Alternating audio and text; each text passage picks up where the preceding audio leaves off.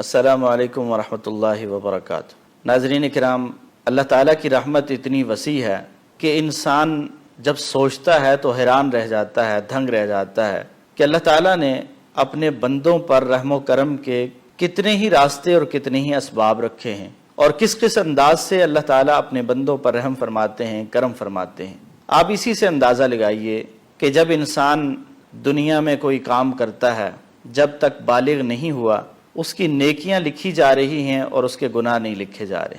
جہاں نیکیاں اس کے نامہ اعمال میں لکھی جا رہی ہیں، وہاں اس کے والدین کو اور اس کے محسنین کو بھی اس کا اجر و ثواب مل رہا ہے۔ لیکن جب یہ نابالغ بچہ گناہ کرتا ہے، غلطی کرتا ہے، تو گناہ اس کے کھاتے میں نہیں لکھا جا رہا۔ بالغ ہونے کے بعد جب نیکیوں کے ساتھ ساتھ گناہوں کو لکھنے کا سلسلہ شروع ہوتا ہے، تو پھر بھی آپ دیکھیے کہ نیکی ایک نیکی نہیں لکھی جا رہی، وہ تو پہلے سے ہی 10 گنا یا اس سے بھی زیادہ اور لا تعداد یعنی کئی گنا بڑھا کر وہ لکھی جاتی ہے۔ انسان ایک نیکی کرتا ہے، کم از کم 10 گنا لکھی جاتی ہے، اور زیادہ کی کوئی حد ہی نہیں ہے کہ کتنی زیادہ۔ لیکن گناہ کرتا ہے تو ایک گناہ کیا ہے، ایک جرم لکھا جاتا ہے، وہ بڑھا کر نہیں لکھا جاتا۔ پھر اس کے ساتھ ساتھ اللہ تعالیٰ مزید جب انسان اللہ سے معافی مانگتا ہے، توبہ کرتا ہے، استغفار کرتا ہے، اس کے گناہوں کو پھر مٹا دیتے ہیں۔ پھر اگر کسی نے توبہ و استغفار اس انداز سے کی کہ اللہ رب العالمین اس سے راضی ہو گئے، خوش ہو گئے، یبدل اللہ سیئاتہم حسنات، اللہ تعالیٰ گناہوں کو نیکیوں سے بھی بدل دیتے ہیں۔ یعنی بچپن میں گناہ نہیں لکھے جا رہے، نیکیاں لکھی جا رہی ہیں۔ بلوغت کے بعد گناہ اور نیکیاں دونوں جب لکھے جا رہے ہیں تو پھر ان میں سے بھی نیکیاں بڑھا کر لکھی جاتی ہیں، گناہ ایک ہی لکھا جاتا ہے۔ پھر اس گناہ پہ معافی مانگ لی تو وہ گناہ مٹا دیا گیا، اور اگر معافی اس انداز سے مانگی کہ رب کو پسند آ گئی تو پھر اس گناہ کو نیکی سے بدل دیا گیا۔ اتنا اللہ رب العالمین کا فضل ہونے کے بعد، اتنا احسان ہونے کے بعد، اور اتنی اللہ رب العالمین کی شفقت کے بعد بھی اگر کسی انسان کے نامہ اعمال میں نیکیاں کم ہو جائیں اور گناہ بڑھ جائیں تو یقیناً اس سے بڑا بد نصیب کوئی انسان نہیں ہو سکتا۔ اس کے باوجود اگر اس کے نامہ اعمال میں نیکیوں کا پلڑا ہلکا ہو جائے اور گناہوں کا پلڑا بھاری ہو جائے تو اس سے بڑا بد نصیب کوئی نہیں، اور جس کی نیکیوں کا پلڑا بھاری ہوتا ہے یقیناً وہی کامیاب ہے۔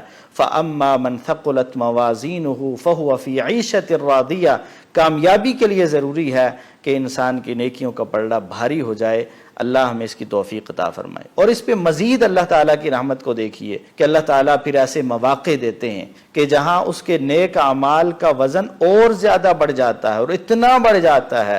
آپ رمضان کو دیکھ لیجئے، آپ ذوالحجہ کے ایام کو دیکھ لیجئے، اور پھر خاص طور پر ان دنوں میں جہاں ذکر و اذکار کا اہتمام، اللہ کو یاد کرنا، صدقات و خیرات کا اہتمام، وہاں روزے کی بھی بڑی اہمیت ہے۔ اور بالخصوص جو عرفہ کا روزہ ہے، 9 ذوالحجہ کا جو روزہ ہے، اس کا اہتمام تو ہر بندہ مومن کو ضرور کرنا چاہیے کہ رسول اللہ صلی اللہ علیہ وسلم نے اس روزے کے حوالے سے فرمایا، صیام یوم عرفۃ احتسب علی اللہ ان یکفر السنۃ التي قبلہ والسنۃ التي بعدہ، کہ میں اللہ سے امید رکھتا ہوں کہ یہ عرفہ کا جو روزہ ہے، 9 ذوالحجہ کا جو روزہ ہے، یہ ایک سابقہ سال اور ایک آئندہ آنے والے سال کے گناہوں کا کفارہ بنتا ہے۔ اللہ رب العالمین ہمیں اس روزے کا اہتمام کرنے کی توفیق عطا فرمائے۔ اب یہاں سوال یہ پیدا ہوتا ہے اور اختلافات میں یہ ڈال دیا جاتا ہے کہ جی سعودیہ کے حساب سے 9 ذوالحجہ یعنی عرفہ کے حساب سے دیکھیں گے یا یہاں کے حساب سے دیکھیں گے، تو یاد رکھیے یہ اختلاف ایسا ہے کہ جس کا وجود آج سے 200 سال پہلے موجود نہیں تھا۔ یہ اختلافات تو تب پیدا ہوئے اور تب ان کی سمجھ آنا شروع ہوئی ہے جب سے یہ میڈیا ہے اور اس طرح کی چیزیں جو ہیں ایک ملک کی دوسرے ملک میں فوراً پتہ چل جاتی ہیں۔ آج سے اپنے آپ کو 100 سال 200 سال پیچھے لے جائیے تو کیا اس طرح کے اختلافات کا کوئی وجود ہو سکتا تھا؟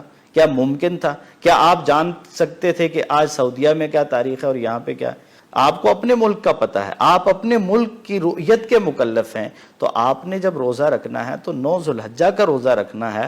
وہ سعودیہ میں چاہے 10 ذوالحجہ ہو، چاہے وہ 8 ذوالحجہ ہو، چاہے 9 ہو، وہاں کے حساب سے نہیں، آپ جہاں رہتے ہیں وہاں کے حساب سے آپ روزہ رکھیں گے۔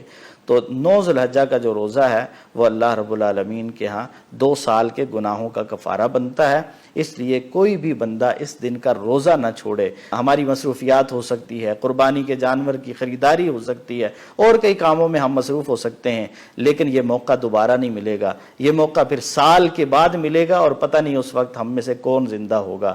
اللہ رب العالمین ہمیں کتاب و سنت کو سمجھنے اور اس پر عمل کرنے کی توفیق عطا فرمائے، اور اللہ کی رحمتیں جو اتنی وسیع ہیں اللہ ہمیں بھی ان کو حاصل کرنے کی توفیق عطا فرمائے۔